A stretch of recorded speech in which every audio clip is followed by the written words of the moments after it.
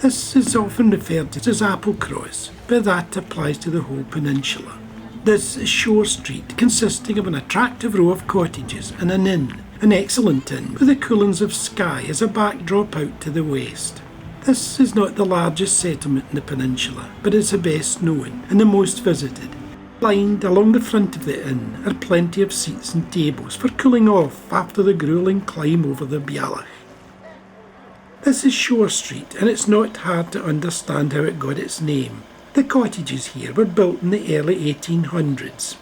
As I was heading back for the car, I noticed a couple of stags lazing in the rocks beside the car park. It was time to head on. The coast road north is much more direct than the road over the Bealach, but it still has its share of steep sections. The settlements to the south of Shore Street were almost completely isolated from those in the north and east of the peninsula. Applecross is still one of the most remote areas of Scotland. As the road swings round towards the left, the rocky outlines of Rasay and Rona appear over to the west, looking more like a Pacific atoll. In the early 1970s, work was started on a coastal road around the peninsula to coincide with the building of an MOD facility at Sand for torpedo sound testing. Were it not for the fact that the torpedo monitoring station required all year-round access, the Bealach may have ended up being the only way in and out of Applecross. Prior to the building of the road, the postman covered a regular 20-mile-long route, no matter the weather. As I headed over the crest of a hill, the settlement of Fearnmore appeared ahead. I had also reached the most northerly point of the Applecross Peninsula. The mountain scenery encountered in this part of the trip is absolutely breathtaking. Ahead is Torridon. The whitewashed little village of Shieldaig is visible over to the east. It is made up of a series of crofts on the high ground above and a little row of whitewashed cottages beside its little pier at the water's edge. The pierside cottages are surrounded on three sides by a huge curving finger of rock, and this is about the only place in Applecross that it is visible from. The Applecross coastal road continues in its winding way south around rugged, craggy outcrops. From here, the views to the south expose Bendaff in the distance ahead. I stopped at a lay-by where the road passes the little settlement of Arana, shortened from its Gaelic name, which is much more difficult to pronounce. A mix of old and new cottages. But again, it is a view of the Torridon coast from here that really catches your attention, and I wandered over to a viewpoint at the side of the lay-by. A little yacht was making its way into Loch Torridon. The massive bulk of Leach, almost 10 miles away to the east, towered above. As we look further west, the peaks of mighty Benalligan then come into view, and all the time the extremely rugged rocky Torridon coastline protects it from the sea until we arrive at the inlet at Cuaig, the coastal cottages now obscured by its rocky breakwater. I drew in at Loch na Cuaig, a little lochan sitting about 300 feet above sea level.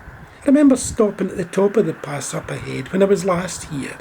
I was travelling the route in the opposite direction that time. I had stopped for a breather because the route to there from Shieldaig was much more challenging than the direction I was now taking. The trip around the Applecross Peninsula is one of the most exciting and scenic sections of the North Coast 500 and must always be included in your drive.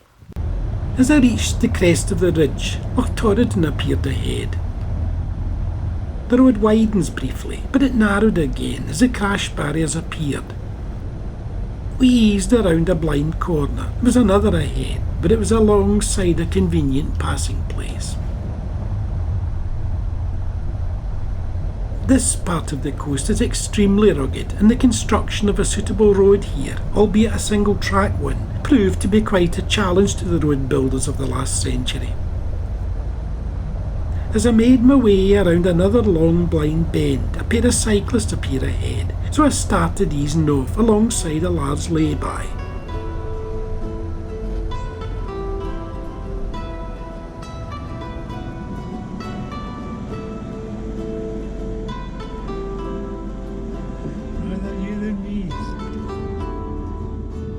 The little settlement of Ardhesley appeared ahead, so I eased off and headed into a large parking place that I had stopped at on my previous trip.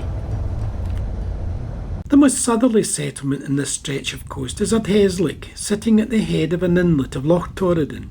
B&E, at the far end of Glen Torridon, now starts to make an appearance between the mountains of Benalligin and Shieldaig.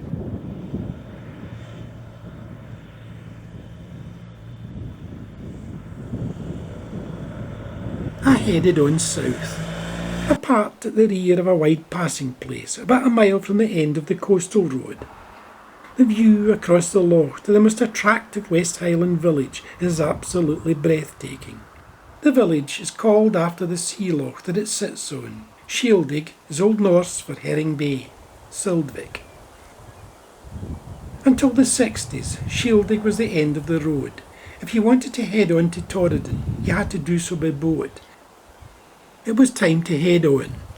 The road north from the Applecross turnoff is very attractive indeed as it skirts the base of Shieldaig. The view towards the loch is enhanced by the addition of a sparse row of Scots pines. When the road was extended to Torridon, the village was bypassed and there was no longer the need to call into the village, but to miss out on a jewel like this would be a big mistake. It's a perfect spot for drivers of the North Coast 500 to spend an hour or so after their adventures around Applecross. The views over the loch from Shieldaig towards the island and the extremely rugged Torridon coastline are absolutely superb. When the herring disappeared in the middle of the last century, they disappeared from Herring Bay as well. Shieldaig is a delight to visit. I rarely pass it in my many trips north. There are the usual basic tourist services, a couple of restaurants, a cafe, a hotel and a pub. There's a village shop and there's a campsite. And there's also the views. I was disappointed. I didn't get the view of the village I really wanted because of the low cloud. We are back in the North Coast 500 again and heading east from now on. In 1963, a new road was built to connect Shieldaig with Cuaig, bypassing the entrances to both villages. This two-lane link road is far superior to the original single-track roads it connects with at each end. Bendaff now appears ahead. At the crest of the hill ahead, I drew into a large lay-by. I'd reached a popular viewpoint by the side of the road. I drew in and made my way over to the flat rocky crag high above the loch. I was now facing the most spectacular and dramatic panorama of mountain scenery. This is Torridon. This is a climber's paradise. It is also one of my favourite areas of Scotland, with an atmosphere that is almost indescribable. Benalligin is the most westerly of the classic Torridon giants. The high-level road from Cuaig to Shieldaig can just be picked out as it follows the coast to the west. The mood of the mountains here altered dramatically in tandem with the ever-changing weather. Benalligin is Gaelic for jewelled hill. I headed on. We were now in Glen Torridon and the mountains were closing in on either side. The narrow steep slopes at the west end of Glen Torridon were carved out by the glaciers just after the last ice age, and as we make our way eastwards to Kinlochew, the end part of my trip, the valley gradually starts to widen. There is a short walk to a waterfall from here. It also gives good views back over the Torridon mountains.